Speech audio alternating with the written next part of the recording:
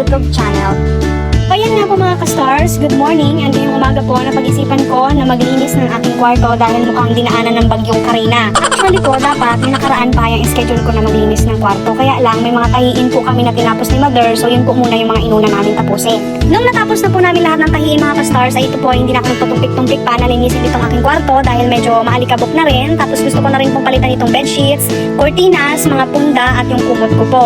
Alam niyo po ba mga ka-stars, halos po ng gamit ko dito sa aking kwarto is bigay-bigay lang po ito. Nakakatuwa lang po mga ka-stars kasi kahit papano nagkaroon po ako ng gamit dahil po sa mga bigay-bigay na mga mahal ko po sa buhay. Itong sahig ng itaas namin mga ka-stars, dati is gawa ito sa may kawayan. Si Lolo pa po ang talagang nagtsatsaga na maglagay po ng kawayan po dito para medyo hindi daw po mahingit sa pakiramdam. Nung nawala na nga po si Lolo mga ka-stars, itong sahig po ay syempre habang tumatagal nagiging marupok and napagplanuhan po namin dati ni Mami na gawing plywood na lang po. Dahil yung plywood is medyo matibay at para medyo matagal din po na mapalitan. Dahil itong bahay po talaga namin na ito is matatawag po na ancestral house dahil sa sobrang tagal na rin po and medyo may kalumaan na talaga siya. May papakita nga po pala ako sa inyo mga ka-stars. Ayan, yan po ang first ever saklay ko na ginawa po ng lolo ko nung mag-grade 1 po ako. Dahil kinakarga nga lang po ako ng daycare and then syempre parang mahirap din po para sa akin na hindi makapaglakad ng ayos. So napagdesisyonan po ng lolo ko na gawan niya po ako ng saklay and yan po siya. Dalawa po yan, kaya lang yung isa dati is parang nagatong po ata namin dahil wala kaming panggatong noon. Dahil po sa saklay po na yun mga ka-stars, doon po ako unang natuto talaga maglakad and thankful ako dahil talagang pinagtyagaan po ako ni lolo na araw-araw po naturuan kung paano gamitin ng tama yung saklay po na yun. Kaya bago po nung nagsimula magpasukan sa grade 1 dati mga ka-stars is marunong na po ako magsaklay and medyo makakaalwan na rin po sa akin at doon po kay Mother na talagang hindi niya na ako bubuhatin pa papuntang school.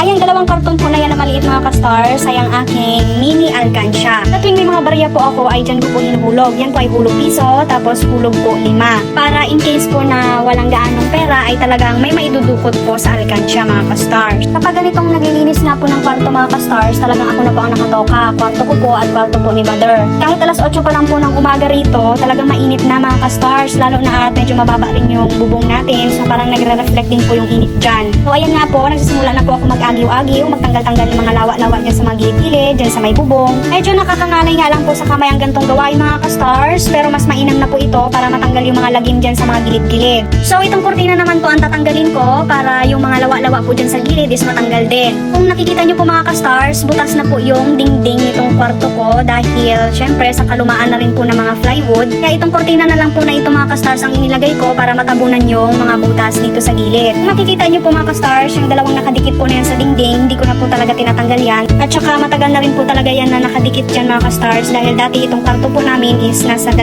hati po siya. Ngayon po ay 1 kwarto na lang po siya at ako na lang po ang natutulog dito dahil si Mother po doon sa may kabila.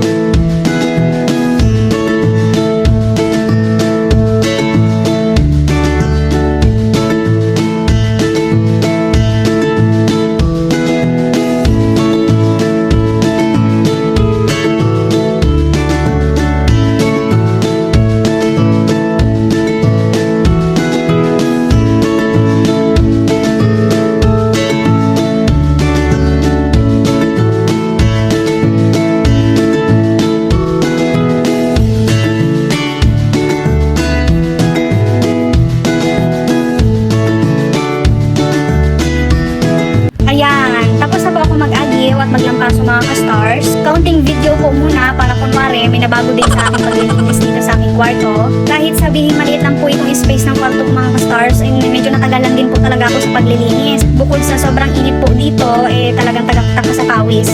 Ang susunod ko na po na gagawin ay ang paglagay ng cortina. Pero bago po ang lahat, syempre maglalagay po muna ako ng mga tali po dyan na pagkabitan po ng ating cortina. Dahil para po sa akin mga ka-stars, mas maganda pa rin yung bahay or kwarto na may mga cortina para kahit pa paano may kaunting design man lang po. Hindi po yung plain lang talaga, yung walang kakulay-kulay, walang kabuhay-buhay. Mas maganda pa rin po yung may makita ng mga palamuti dyan sa mga gilid-gilid.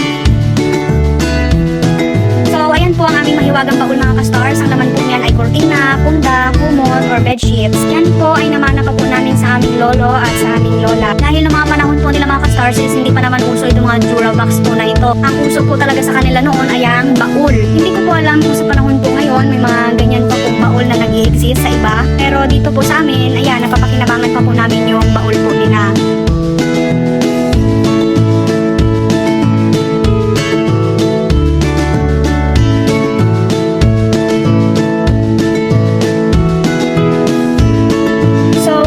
Itong bedsheet at dalawang ko naman po ang papalitan natin ng punda dahil mas maganda pa rin po sa pakiramdam na matutulog kang bago ang sakit ng iyong higaan.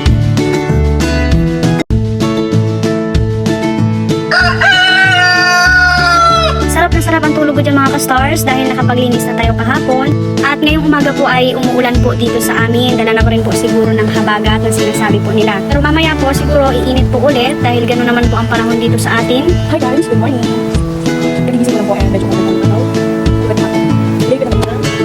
Alam niyo po ba mga ka-stars, itong kulang buhok ko na ito ay talagang sira na nung una. Kaya lang, ginawan po ni mother na paraan, tinahian niya po yung taas na yan ng telang puti para po may magamit pa ako. Sayang naman po kasi siya na itapon dahil mapapakinabangan pa naman po talaga siya. Hilig po talaga kasi kami sa mga gamit na kaya pa naman pagtyagaan ay talagang gagamitin pa hanggat hindi pa naman siya totally sirang-sira. Pwede pang gawan po siya ng paraan para magamit ay gagawan po ng paraan para hindi na po muna bumili. Sayang naman po kasi nakapagbibili ng bago tapos pwede pa naman pong pakinabangan yung luma, di doon na lang po muna tayo na pwede pang pagtyagaan.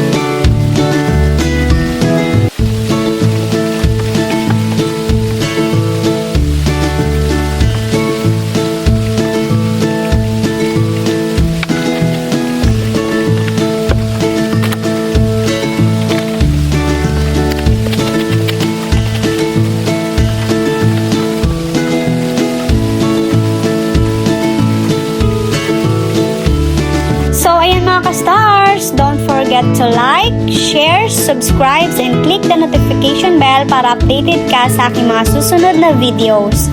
Thanks for watching! Bye!